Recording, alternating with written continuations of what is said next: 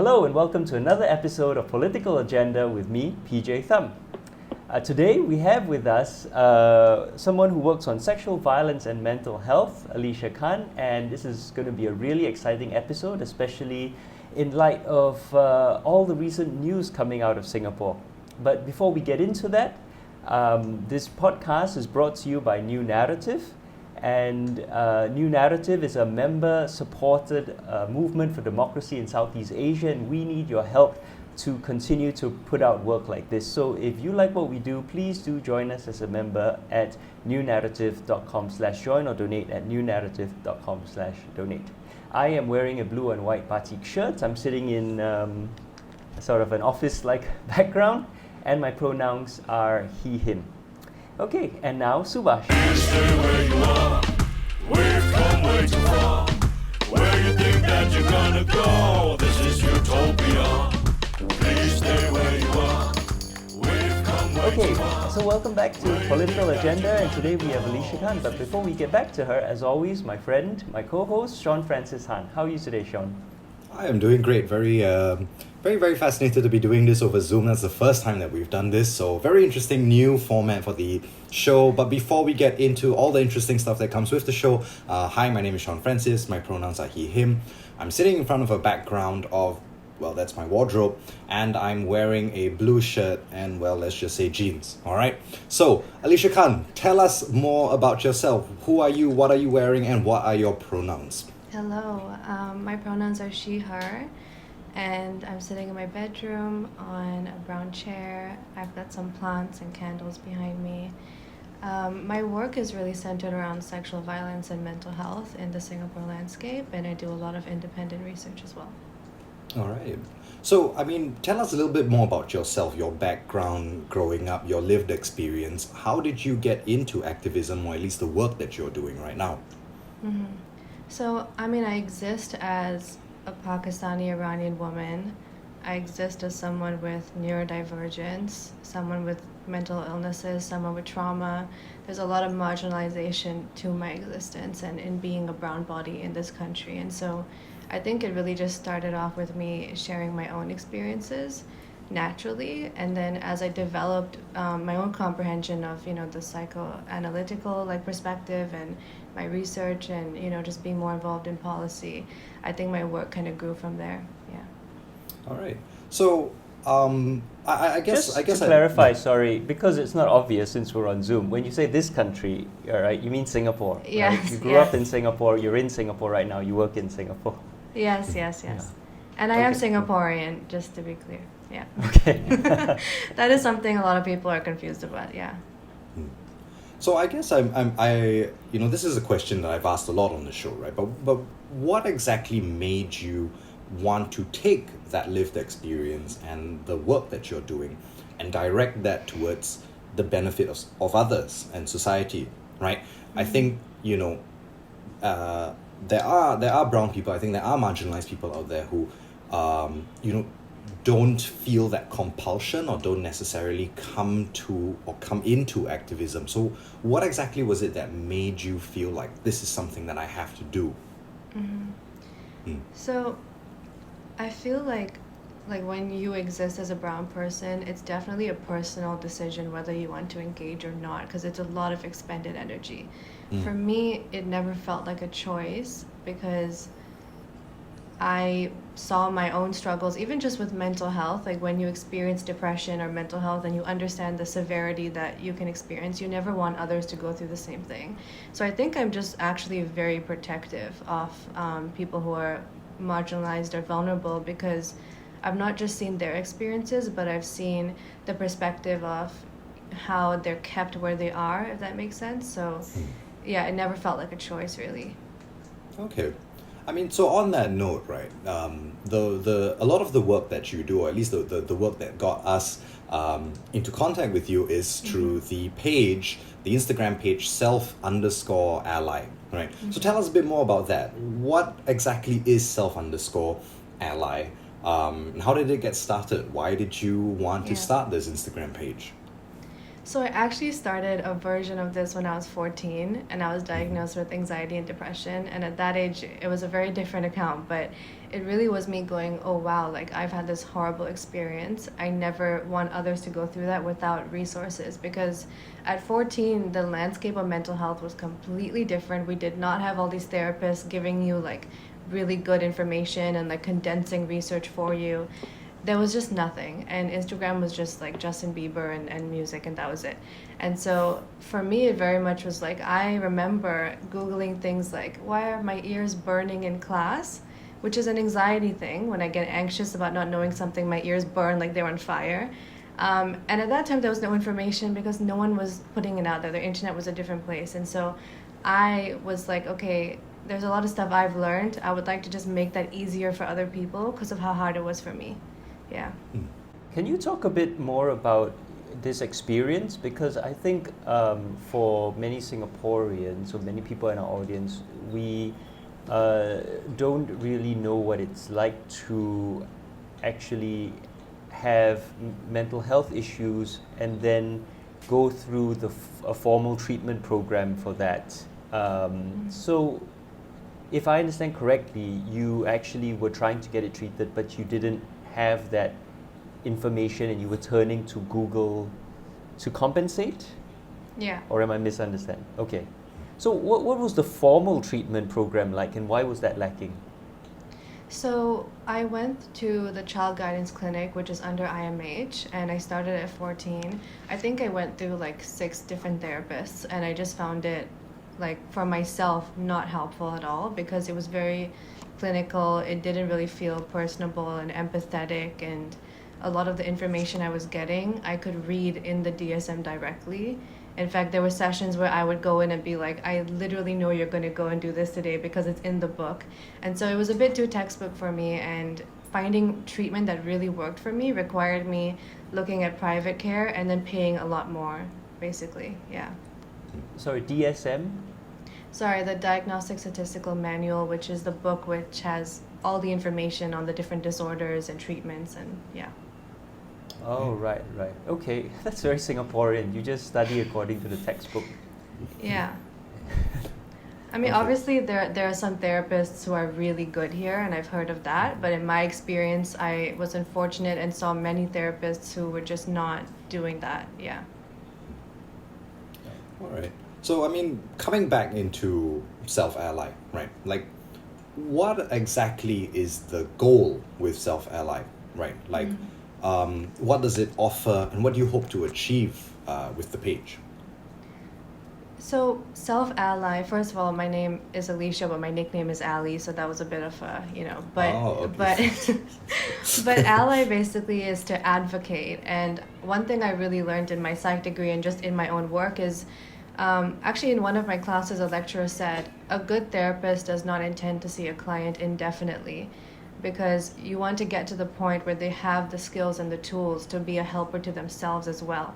And I think in Singapore, what I saw was me wanting to actively go and help other people and be like, oh, like if this is happening to you, I'll go speak up and I'll do this. And I think I realized that there are too many areas of marginalization, and what I need to really be doing is trying to give people as much tools and resources as possible. Like in my workshop, I called it a tool belt. I think we all need a little tool belt of knowing our rights, knowing how to access our rights and do that, and also understanding the equity we deserve. And so my page is really about allowing others the right and the skill to self-advocate so that they don't always need others to do that for them. Because that would be, ideal, but I think even in my own life, there have been so many times that I've had no one around me and I'm the one person in the room and I have to just do it for myself. Yeah. Can you give us an example? Like, what rights are people with mental health issues lacking, or that how does the system make it difficult for you as someone who has mental health issues that you need to then stand up and protect yourself against? So I think systemically we are really lacking in understanding the nuance necessary because every disorder is different, every need is different. And so when I was in university, for example, I had a very extreme trigger and there were a lot of times I couldn't go to my classes. And I got my therapist to write a letter, which was a general letter that says she has an anxiety disorder. There will be times she might have panic attacks, she may not be able to attend lectures. Please excuse her. And I was asking them, like, could we kind of negotiate that maybe two classes a semester, you don't count me as lacking attendance because of my disorder. And the thing is, like, mental illness is physical illness. Most of my symptoms are actually physical, but because of this lack of comprehension, they really saw it as, well, you're just getting yourself in like a, like a state, and they didn't really understand it. And so what they said was, anytime I had to miss a class, I had to attend a therapy session, $235, and then get another letter written, $100. And so I was like, so I have to pay $335 for every missed class just so you don't mess up my attendance. And it really came from a place of, like, I don't think they fully believed me, because their comprehension was just lacking. And so when I say knowing our rights, I mean, the system is not taught. And the system continues and treats people based on a lack of education. And then we're sitting there like having like a 50% attendance rate as if we're actually trying to like skip class, when in reality, we're trying extra hard to be present. So I think that's a good example, yeah. Right. And to clarify, like, is this sort of treatment legal in Singapore in the sense that can the university actually say that to you, like force you to go, ignore a letter from a already licensed therapist, a psychologist, and say, no, you have to do these extra things, pay this extra money? Or is it covered under any sort of Anti-Discrimination Act that, and you could have responded, no, that's discrimination under the law and you can't do that? What is the legal situation? So from my understanding, and I'm not a lawyer, but from my personal reading, there are very, very few protective measures and protective laws, which is why advocating is necessary. Because even if you look at like mental health insurance, they only count a few. And my question is, how are you making that decision? So I think it's a top-bottom approach, right? Like top-down approach. Like if people making the decision, sitting in those policy offices don't understand something, why would they write it in? Yeah. So, I mean, on that note of political rights and mental health, right, I've kind of noticed that Self-Ally is interesting in that it has a kind of focus or a slant on race and sexual violence. So, why did you choose to focus on these issues and their intersections with mental health? I think because I've seen the most damage in those areas in my personal life. And Okay. I think that for me, I have this issue where I do see things very black and white. I'm like, if this is wrong, fix it, And so, in a lot of my work, and I've had conversations with policymakers about these things. Like, I actually emailed Shan Magam, and I detailed what I was upset about regarding sexual violence, and I said, I want to talk to you. Unfortunately, he didn't want to talk to me directly, but I spoke to a director of policy at MHA, who actually heard me out, and I think they took one of my suggestions to train first contact officers. And I was suggesting that because our comprehension of victim care and what people need is lacking, because we're not really listening to them, and we're also not putting money to research what they need, whether qualitative or quantitative. That's like my belief. Like there's just not enough work in this. And so I had to explain. I said, when someone's reporting a rape, for example, or sexual violence, the first person they see is not someone who's trained. They're going to their local police station, and that person might have no comprehension of being trauma-informed. And so I think it's really just like I've seen the lack of comprehension, and so I'm so like, I would dedicated or desperate, I don't know, to make it more understood. Yeah. Okay. It's on that note, right? Could you share with us, like, give us an overview of what the intersection of race and mental health looks like, right? And what are some of the things that we miss out in this area? Like, how exactly does race interface with mental health issues? I think, yes, it's exactly that, like a question of intersectionality. Like, you cannot support queer folk if we don't support brown queer folk, for example. Like, I think there's this issue where we see things as individual fights, whereas if you're not fighting for everyone, you're not fighting for anything at all, actually. And so in this sense, like, a white woman going to therapy has very different needs than a black or brown woman going to therapy. When I'm going to therapy, I'm going in with my cultural background, with my, you know, racial trauma. And if I'm seeing someone who, for example, is Chinese or white, they need to do the work to be culturally conscious to provide me what I need. And so I think, like, it's really a question of doing the work to understand equity. And when you don't do that, or even if it's like a, you know, if you have disabilities, like I have different disabilities, like, I think the issue is if we don't count it in the work, then we're not treating it, and then we're not treating the person as a whole. Yeah. Maybe if I could press you a little bit more on that, right? Okay. Yeah.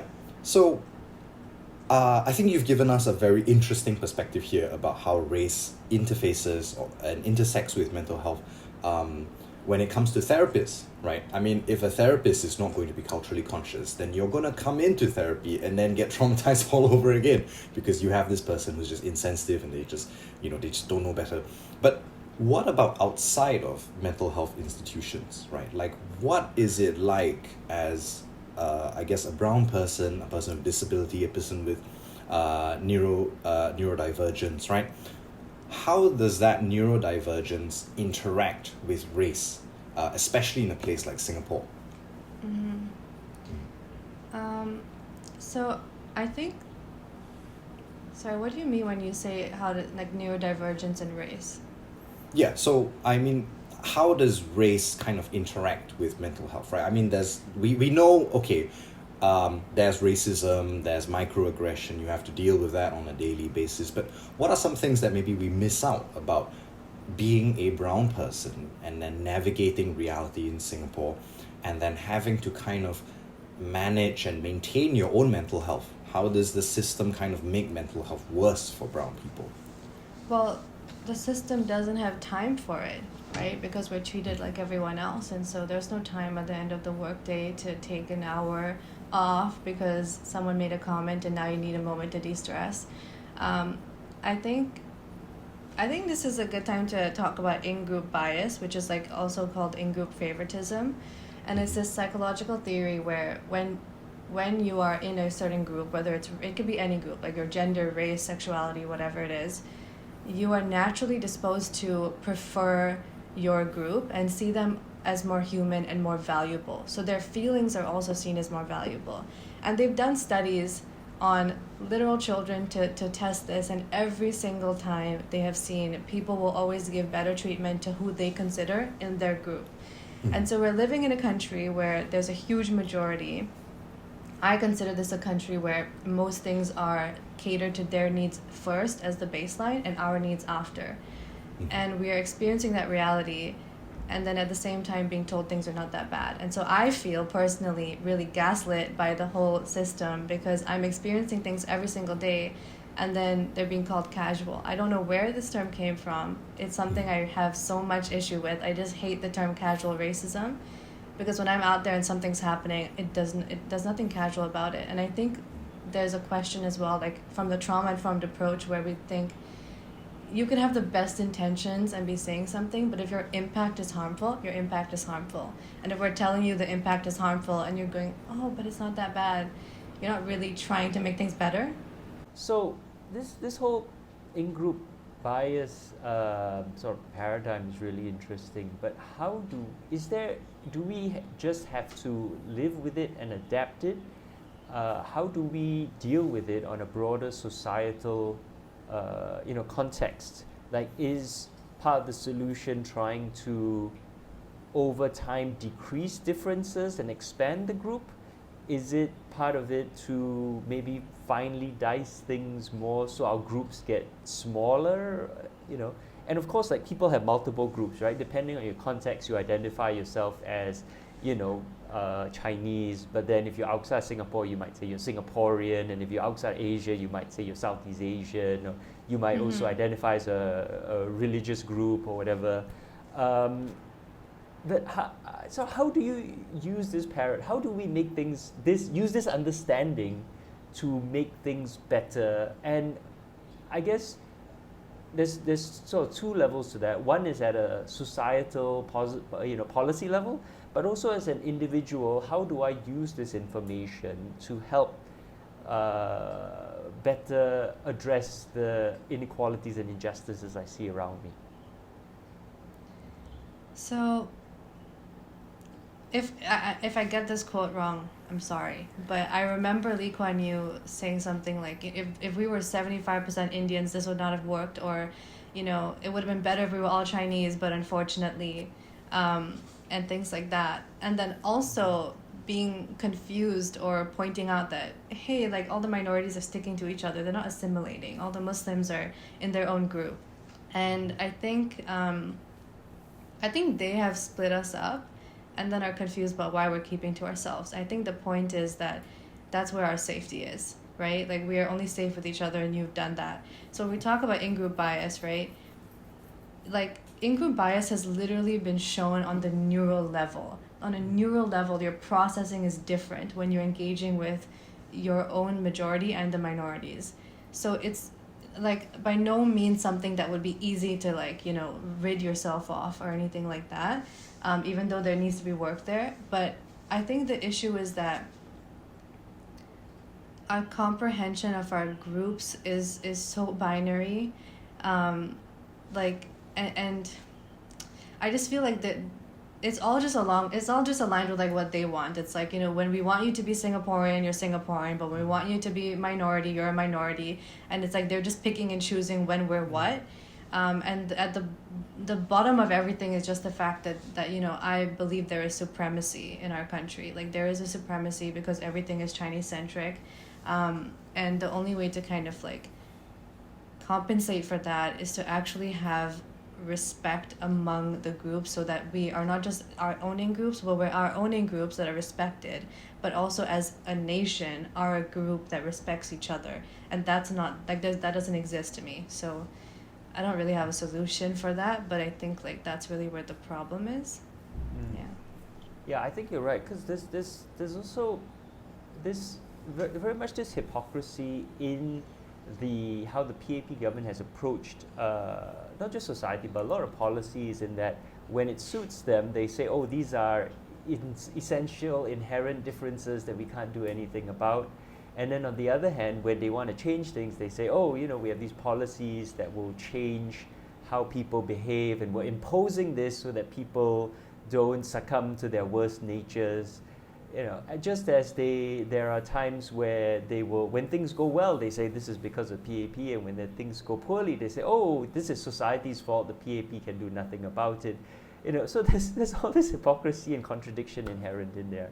Again, so I'm really bad with names, and I also have this thing where I don't like to really know a lot of the people in certain parties because I feel like it would be overwhelming for me. But I think this guy, Heng Swee Kiat, he was saying like, that he realized some of the older generation are not ready for a non-Chinese PM, if I'm correct. Yeah.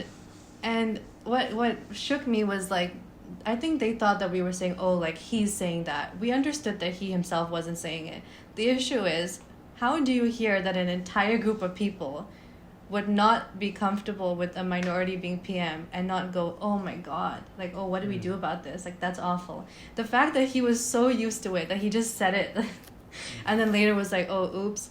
I mean, it's just in the nature, like they're just used to them being the normal baseline standard of like human here, and we're just kind of outside of that. Yeah. Yeah, and I mean, as a historian, that also staggered me because it was the older generation who elected David Marshall. It was a majority Chinese constituency which elected J.B. Jeyaretnam. I mean, historically there is no evidence that people are not ready for a non-Chinese prime minister. And of course, surveys have regularly showed Tharman is, everyone's preferred next prime minister rather than any of these generic Chinese male civil service generals that the PAP are putting up. So it's not even based on fact. It's just it feels like they have a certain view of the world, and because of their power, they can shape the world to that view rather than having their view conform to how the world actually is. And how do we as people outside of that small circle deal with it, right? When they have so much Yeah. power to literally shape our lives, how do we deal with it? That's a really good point. Like, I think that wealth and power is something we're not thinking enough about. Because, like, recently, like, again, I hope I'm right, but Imran Khan kind of, like, stood with China, which was very strange. Like, Pakistan is, like, a very much a Muslim country. Like, I thought that he would actually care that there's a genocide. But I was having a conversation with, like, one of my Pakistani cousins, and we were really thinking about how when you have wealth and you have power, even if you're in a certain group, you're not anymore, because you actually exist out of that treatment. And unfortunately, a lot of men in power who, you know, let's say in Singapore, Indian men, or in other countries like, you know, other minority men, we almost get tricked into thinking that, well, don't you understand? But they don't, because they're literally so rich they don't have to. Yeah. And I think this comes back to a bigger problem with the world around us, in that we suffer all this racism, but somehow and this comes back maybe to your in-group bias, we somehow have more solidarity with the people who are exploiting us because they're the same group. Mm-hmm. But it's so clear and increasingly clear that really there's the rich, wealthy, powerful elite who are exploiting the rest of us. It's capitalism, and yet somehow they're able to encourage racism, nationalism, so that we ignore the actual main force of exploitation that is destroying us, right? And this comes back to a lot of things you said earlier about mental health issues caused by capitalism. We ignore that, and instead we look at race and we look at nation, and we draw lines that way, and ignore the actual major force that is destroying their lives. You know, I think the socialists in the 50s and 60s were way more clear-eyed about this, because they recognized capitalism as a very, very powerful, destructive force that could be harnessed and unleashed to reshape society as necessary, but was not necessarily an inherent good. But because of the Cold War, we've somehow associated capitalism as having this certain moral underpinning, inherently good, creating shareholder value is the best thing for society, which is all crazy, right? It's just, capitalism is just a force that we harness. And really, our goal, to come back to some of these things we talked about, is overcoming many of the flaws of our inherent nature to build societies which, you know, treat everyone with dignity and respect and take care of all of us. Yeah. I mean, I think any system that doesn't balance for equity is not a good system. And unfortunately, like, people often forget to understand, like, how capitalism will always affect, like, a person of privilege differently than like a racial minority or something like that. Well, speaking of making things better, Self-Ally also has a website, and the website is full of really interesting resources. So I was kind of looking through some of them, and you have one that I particularly liked, which is a resource for life in the pandemic, right? And then you have a booklet for abuse in Singapore, and then also an embodied healing self-care workshop, right? So I kind of want to go into those a little bit, but can you give us a bit of a TLDR, a little bit of a sampler? What exactly goes into the resources, specifically the, you know, for life in the pandemic and abuse in SG? What goes into that? Yeah. So during the pandemic, and also since the Me Too movement, Aware has got a lot more, you know, calls in, and there have been a lot more cases that have, like, been more open and been reporting and stuff like that. And so I really saw the pandemic as a situation where I knew abuse rates were going to go up, and I created that list almost in preparation, and me and some of my followers emailed them to different ministers and things like that. One of them contacted me, which was Pritam Singh, and actually shared it in his jurisdiction, which I thought was great, because my main thing was I want this to be under the blocks, I want this to be around, and the resources were really like, who do you call? And also, not everyone has the privilege to leave their situation, so it's also like resources of, like, preparing a safety plan, knowing what to do, keeping yourself, like, mentally sound, affordable treatment. So, like, Aware has really good subsidized, like, counseling for women. And so it was really just resources to support people through the pandemic. Also with like queer folk, like being in a space that might be queer phobic is a whole thing as well. So it was just me trying to find resources for anything that would be aggravated during the pandemic. Okay, what's inside the booklet for abuse in SG? So firstly, an explanation of what abuse looks like, because I think for anyone, like we're not really taught no one wants to teach a kid what abuse is, right? And so things like financial abuse and, you know, emotional, psychological abuse, those are things that we it's very normalized. I mean, abuse in general is normalized. So it's an explanation of what abuse looks like so you can identify it, but also it gives resources to friends on how do you respond. Like if you notice something, how do you approach it? Because I think it's important to give trauma survivors and victims the autonomy while also trying to support them. So that was kind of the intention. Right. Well, then now lastly coming to this, the really interesting one for me was the Embodied Healing Self-Care Workshop. So what is that? What exactly is that? Yeah. I am like so happy about this because I didn't know how it would go, and I was so happy with the result. But I basically took like my years of you know, psychological research and my own like healing journey. Embodied is really about the literal body, and in trauma treatment or trauma care, and you know, even in your personal recovery, connecting safely back with your body is a really important part of healing. And of course, like this workshop was not at all a substitute for therapy. I saw it more as like a space for self-care and connection and exchange, and it really was that. We did a lot of like journaling. I wrote out like guided meditation scripts that were focused on inner child work, and so it was like a little playground for me to just like use all the tools I've been enjoying and put it together and kind of offer it, which I've been waiting to do. And I think I just got really lucky. The women who were involved, like we were all really like connected on the same page.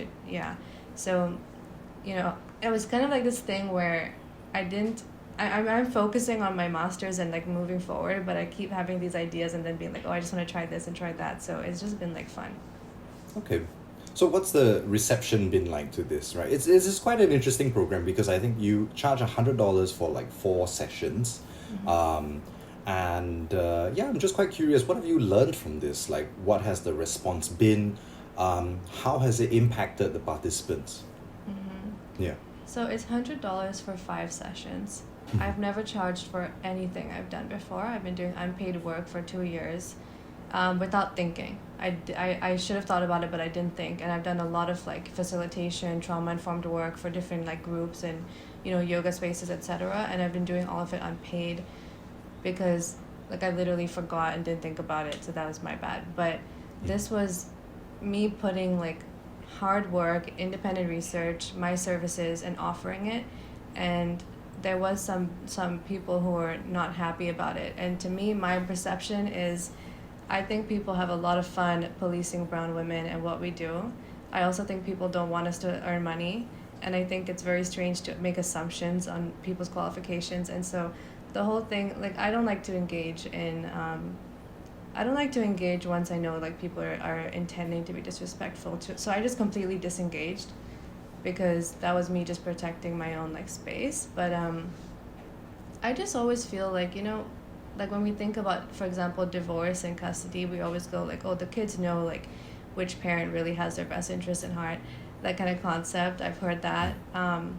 And I feel like people can sense authenticity and intention, and so I'm not really like, it doesn't really bother me. And I think I think that's actually happened because when you experience trauma, you've experienced having to be so self-assured in order to survive, because like that's something that you do in your own healing. So I think that actually helped me manage that, and I kind of just was like, okay, this is not my business, because I'm very, very conscious of ethics anyway, and I definitely like connected with like psychologists I've worked with and things to ensure that I felt like comfortable with what I was doing. Yeah. Okay. Well, I mean, on top of that, right, you also have a bunch of other services, right, like research consultancy, hosting workshops, podcasts, things like that. Like, I guess the question is also, why? Like, what do you hope to achieve with these services, right? You know, you have the the self-care workshop, you've got research consultancy, you've got all these things that you're offering, right? I guess, yeah, what are you trying to achieve with these things, and also why are you doing these things, I guess, independently rather than with an institution or a board or an NGO? Yeah. I have only worked with institutions whose ethics I can genuinely stand behind and trust.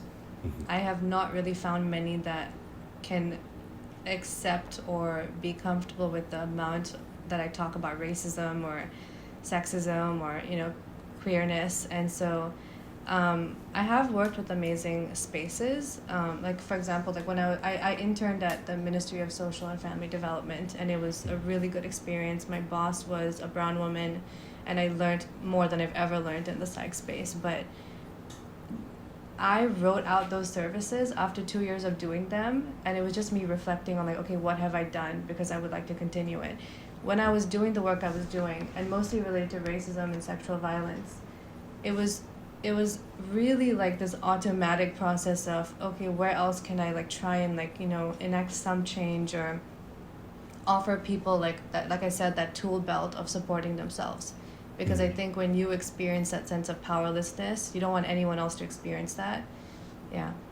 Yeah. Where do you see Self-Ally headed then? Right. I mean, now that we've talked about, everything that it offers, and it's got a lot of things that it's offering, right? And it's I think also one of the few pages that I think has a sort of financial element to it, where there are workshops, there are services that you're offering. There is a certain model of sustainability there, right?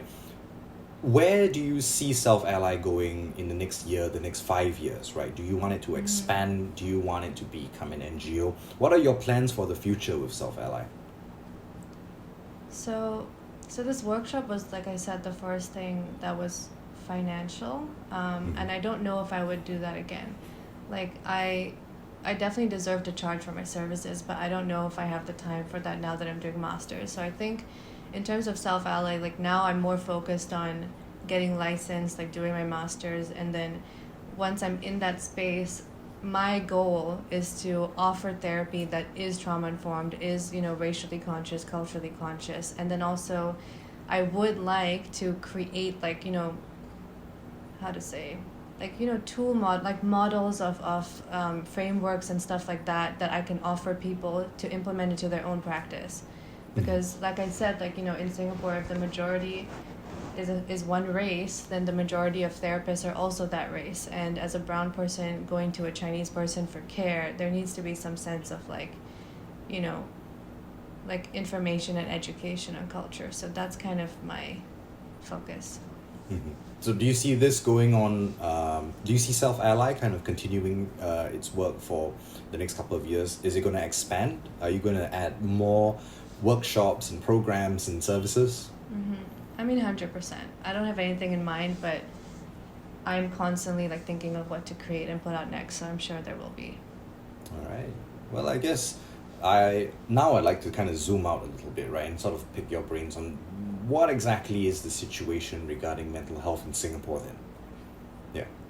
The situation. I mean, we all kind of know that, I think culturally that, it's still kind of not fully accepted. It's not something that we're fully conscious of. I think on a state and policy level as well, it's not received the most support. But what exactly does the situation in Singapore look like? So we have the public healthcare system, we have the private healthcare system. The public system is obviously a lot more affordable. It's subsidized. I see a lot of people messaging me wanting private healthcare because the public system was not enough to support them or did not align with what they wanted. And I think from my lens, and I have been in therapy since I was 14.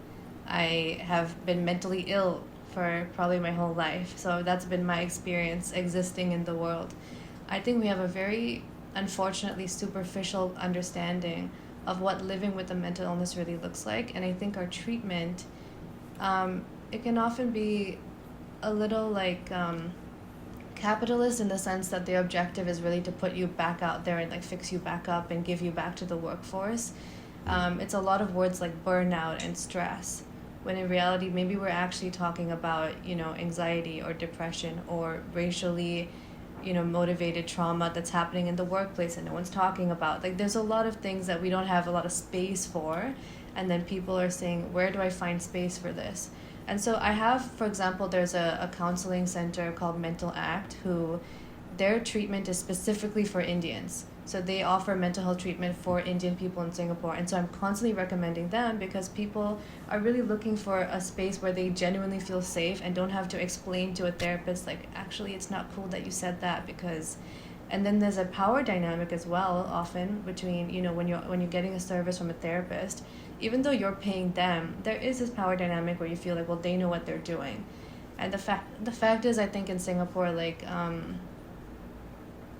I think there's no push for them to be racially conscious. Mm-hmm. So unless they really care about it personally, it's not happening.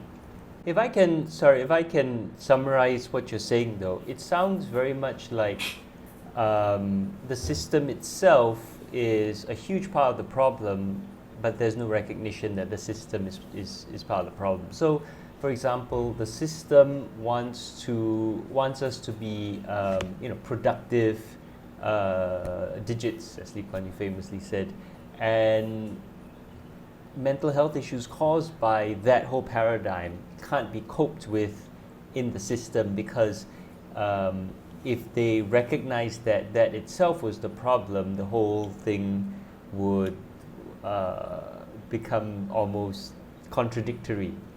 And likewise, if I can then take that step further, right, we are increasingly acknowledging that there is a lot of racism inherent in how Singapore is set up, but it feels like the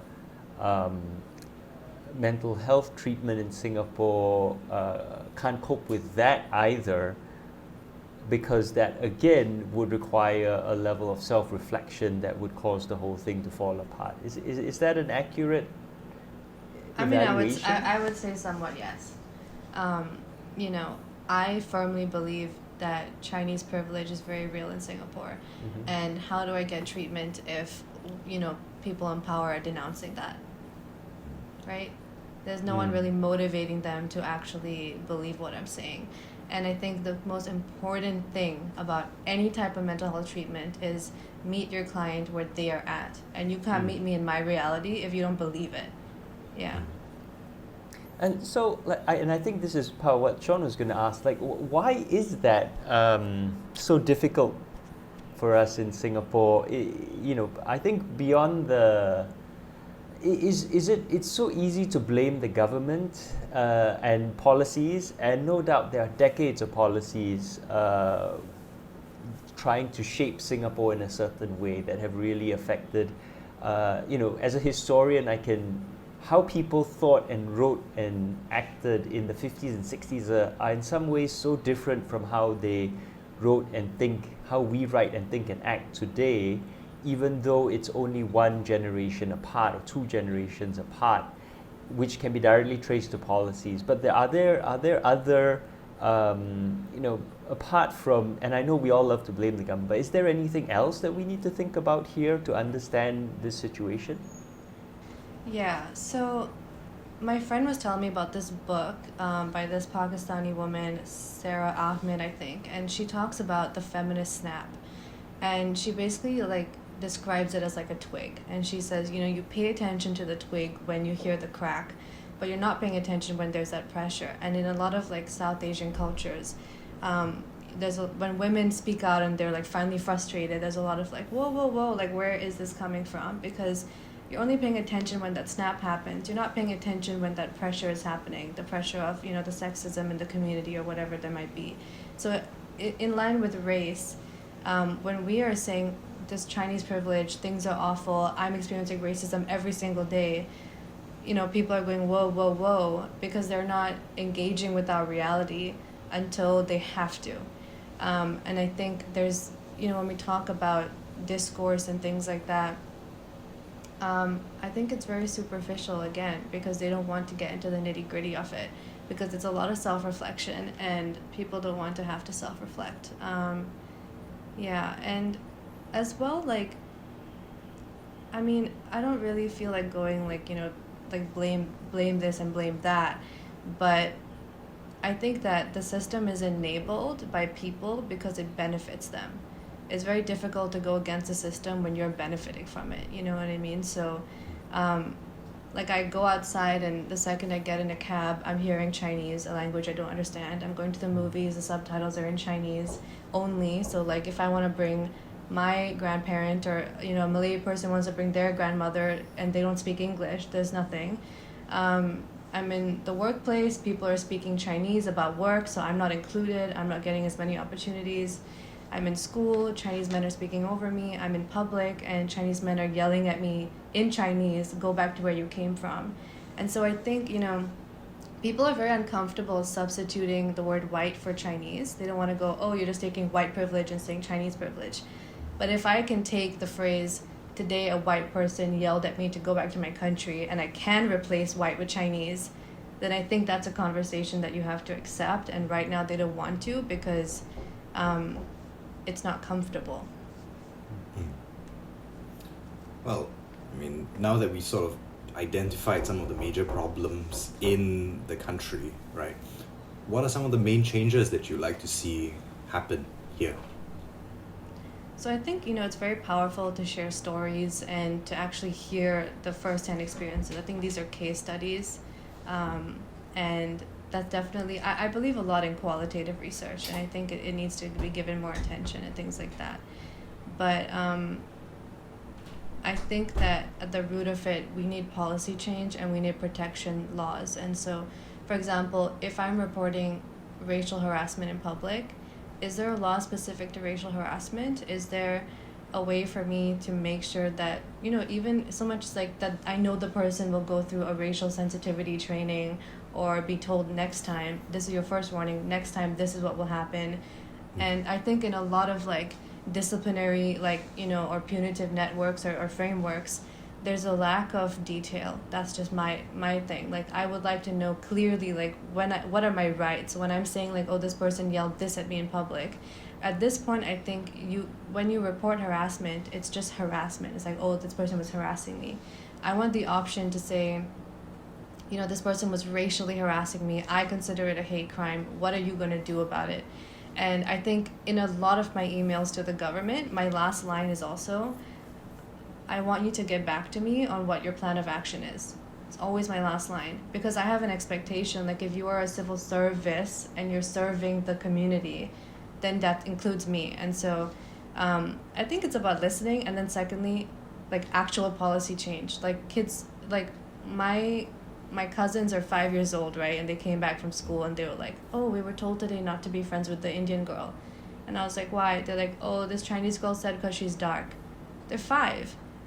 And it's happening constantly, it's everywhere. And so if we're not teaching them at that age, if we're saying like, oh, it's not a big deal or it's casual at primary school level, that girl's being ostracized and is going to have racial trauma and there's nothing being done about it. And so my answer is really like, we need race-motivated policies. Yes. First of all, I mean, I think, I totally get what you're saying, and I like, for example, when my son was in primary school, because he's half Filipino, a teacher made a joke about him, or I don't even know if it was a joke, right? But about him doing the cleaning in class because he was half Filipino. But the thing is, his parents didn't learn about this until years and years later, because he himself was afraid to report it because of a desire to conform, but also a desire not to get in trouble. Because if he said something against someone in a position of authority over him, he understood the system. It was more likely that he would be the one who gets in trouble. So I have to wonder, like, also on top of these laws about protecting against, and being able to say specifically, this is racial harassment, right? How do we protect people who then do these reports? And there's a similar situation, your other area of expertise is sexual violence. The vast majority of rapes, sexual assault don't go reported. And even when they do get reported, the conviction rate is low. So it seems to me there's more to it than simply, recognizing a certain category, right? How do we actually change things so that people are actually can acknowledge the racism, act upon it, that we have effective action, that people in power don't respond to, with skepticism or hostility. So there's that whole extra dimension there, it seems to me. So it's very true that reporting should always be a personal decision. I think especially because it very often does not work. And I have had the experience of reporting certain things and there being no action despite what I feel like is enough. And a lot of people who contact me are reporting different things, and I've seen the different outcomes. And for example, for sexual violence, it can take up to a year or more. It's a lot to put in. And so I do agree, like, on one hand, reporting doesn't always work. On the other hand, it's a lot of, like, personal risk, physical risk, emotional risk, and all of that. So to me, I think it's really, like, preventative action. I think that's why I say, like, racial sensitivity training, because I think, a lot of the things that we have are, like, after the fact. Oh, after you've been assaulted, we'll give you this or we'll give you that. Preventative action is stuff like bystander intervention, where it's like, these are the identifying factors. When you notice this, you have the right as a bystander to go, hey, are you okay? And I think, like, I've been doing research recently on the efficacy of bystander intervention at universities, and it has been found that, for example, with rape myths, which are like, victim blaming and like, oh, was she drinking, and these kind of things, that after this training, most of the male participants actually completely changed their minds in a lot of the studies. And so, like I think what you're saying is, the thing is with a lot of minorities, we do have to conform to survive. Even the speaking of Singlish is a conformity for many people. I was at dinner with like 6 Indian people the other day, and they were all like, oh yeah, actually, like, my whole family doesn't really speak it. We only use it when we're around Chinese people so they understand us.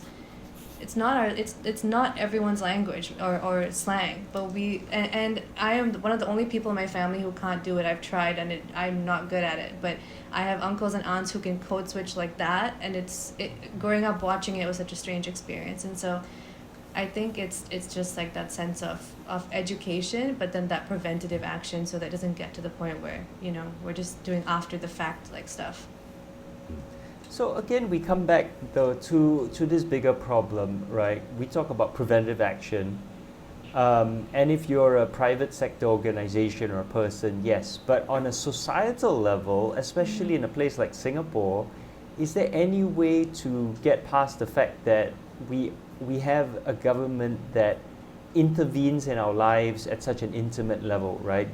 It determines where we live and who we marry and how many children we have. And so is the only way then really either a political change, either changing the minds of the people in power or changing the people in power, right? Because is that the only way? Anything else, it seems almost prophylactic, right? It's just dealing with symptoms, but we have a society that's so fundamentally, powerfully shaped by this PAP government that if we don't change their minds or change them, then it's just shuffling deck chairs on the Titanic sort of situation. Or is there something else you think that we can do? This is my personal opinion. Right. Yeah. You don't wait for a parasite to get better. So if something is parasitic in nature, you do need to uproot, you know what I mean? And so my belief is that in the current system and regime we have, there is no room for freedom for me and for many people who are women, who are brown, who are all these different intersections. There's no room for freedom for us. And so, I had a conversation, for example, about 377A, where I was trying to explain, I know, gay rape victims who did not report simply because they have had experiences or heard of people being told, oh, like, if you report this, like, we're going to use 377A against you. And so they literally cannot have the same equal rights as other victims, right? And so when we're saying, like, oh, like, we support all victims, do you really? And what's holding them back? And when I had a conversation with someone involved in this, what I was told is, oh, well, it's not really an action, so they're safe. And I said, have you told your police officers that? Like, do they know that? Are you sure they're not using it? And there was no comprehension of, like, the amount of work that goes into it, which is why I say, in the current system we have, nothing can really happen because, like I said, the reality, I call it the Chinese Singaporean bubble. I say this all the time. I feel like we live in, like, this little snow globe, and there's nothing we can do about it because from, language to housing to daily treatment, there's just a real difference in equity that has not just, is not just there, but is sustained almost. Yeah. So coming back to earlier metaphor about the snap, is that why we're seeing all this in Singapore now? Because as we were recording this on the 3rd of July 2021, and it feels like in the last month there has been so much bad news coming out of Singapore, especially in terms of racist behavior, attacks. Are we at some sort of, combined with the pandemic and everything else going on, would you say this is a snapping point? I think that there have been several snapping points and they've all been ignored. Like when the brown face incident happened, and for a lot of us, when Raisa was in trouble and other people weren't in trouble, there's so many things that happen where we're like, what? And we're all like yelling, and it's just like, we're ignored. And so I think this does feel bigger, it does. A lot of what I'm hearing from people is just like pure exhaustion. Like I've been connecting a lot more with like, fellow people who are brown activists in the space, like, and I think it's just this sense of like, oh, like it's not only that they don't want to hear us, is that even when they do, they would rather turn the other way, I want to kind of ask you a question on that note, right? Which is, I think a lot of I have a lot of friends, from college and from work and all that, and some of them are minorities, some of them are brown people. I sometimes find it hard to justify to them to get involved, to be informed, to do work in social justice, right? Because really, in telling them to get into activism, I'm really saying, please expose yourself to more violence.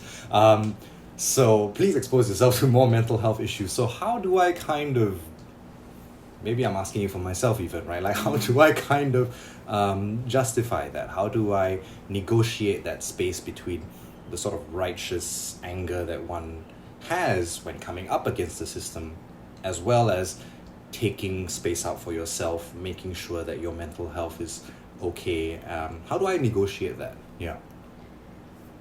So I think that's I like that you said righteous anger, because I've been reading more about that. I think our anger is like so, people don't enjoy brown anger and often we're stereotyped for it, but it's very much righteous.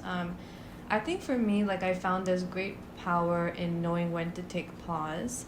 And a lot of people I've been speaking to and I have been realizing that we do not know when to stop, because there's so many emotions that it's sometimes you're kind of barreling past your own boundaries because you're like, no, like, and I know what that feels like. And I think it's like a practice of practicing in moderation, which sounds weird because it's about our rights, but it's a lot of expended energy. And a lot of these conversations, they're conversations with people who are completely unaffected about something that literally only affects us. That's a very painful experience. We're experiencing pain by talking about pain, right? So therapy is helpful. Okay. But do you have sort of like a toolbox or advice on that issue, right? Because I'm thinking about like my personal experience when the Dave Prakash case broke, right? The guy that got yelled at in the middle of Orchard Road for no reason, right? When that case broke, right, I think activists in Singapore were sort of covering that story, producing think pieces, right? And then it continued to break a week after that, right? The police got involved, the Polytechnic got involved, right? And then after that, a whole bunch of racist stories started coming out as well, right? People started sharing more of their experiences, linking it to Prakasha's case. So the story never stopped breaking, I think, for 2 to 3 weeks, right? And I think I felt for myself at a certain point burnout. And I never caught myself being like, I need to step away from this, because how do you step away from looking at a train wreck? You know, that stuff sucks you in, right? And there's that anger and it snowballs. So do you have sort of advice or a toolbox or a set of resources maybe that could shed some light on when do we take pauses, when do we take breaks, how do we kind of manage it? Because it's really addictive. I don't want to use that word, but addictive, when the anger is going, when the frustration is going, and you feel, I need to do this, the story is breaking, it's fresh, right? But it's always fresh. This goddamn systemic racism is never ending, right? So do you have any sort of tools or advice for that? Yeah. I was saying earlier about how trauma is a very embodied experience, like trauma recovery. I think that when we start to view racism as trauma, that's where we can really take care of ourselves, because microaggressions, I think the understanding of it is quite minimal at this point, but going every single day being treated by something that you're not, and going every single day being viewed as brown before being viewed as a person is very painful. And so I have a post that's way back. Actually, that's so sad, because I posted that when a year ago when the brown face thing happened, but I talked about minority mental health. And some of the things I talked about was how it's important to reconnect to your community. So holding space for feelings, not just internal. Also, we're it's a pandemic. We're all alone by ourselves, being upset. It's been very helpful for me to have Zoom calls and talk to people and be yeah, this sucks. And then also being more mindful about engaging in safety in spaces. And by that I mean racial safety. So what does racial safety look like? If you're at the workplace, I've heard too many stories of people just accepting things because it's normalized. And so I think it's a lot of work, and I've experienced the exhaustion of it in mental health and in terms of racism, survivorship, everything. But it's really a practice of self-care actually, and that cannot be stopped. You have to be doing it consistently. And I think, I said, with checking in with your body, that tells you when to take pause. For me, when I'm reading things about racism, I can feel sometimes in my body me getting my chest tightening, or my breath gets shallow. I literally have reactions to it, but we don't always pay attention because we're disconnected, right? Because a lot of stuff is going on here. So I think handling being a racial an activist regarding race is really going through a process of therapy as well. You have to have that. Yeah. So I'm gonna just shoot you the final question that we shoot to all of our guests here, right? A bit of a philosophical, bit of an abstract question, but what is your theory of change? What do you think change is? How do you think it should happen, and how do you think it will happen, or what are things that we can do to make it happen? However you want to interpret the question, but what is your theory of change? Theory of change. I think for myself, I think my theory of change for marginalized folk is demanding joy.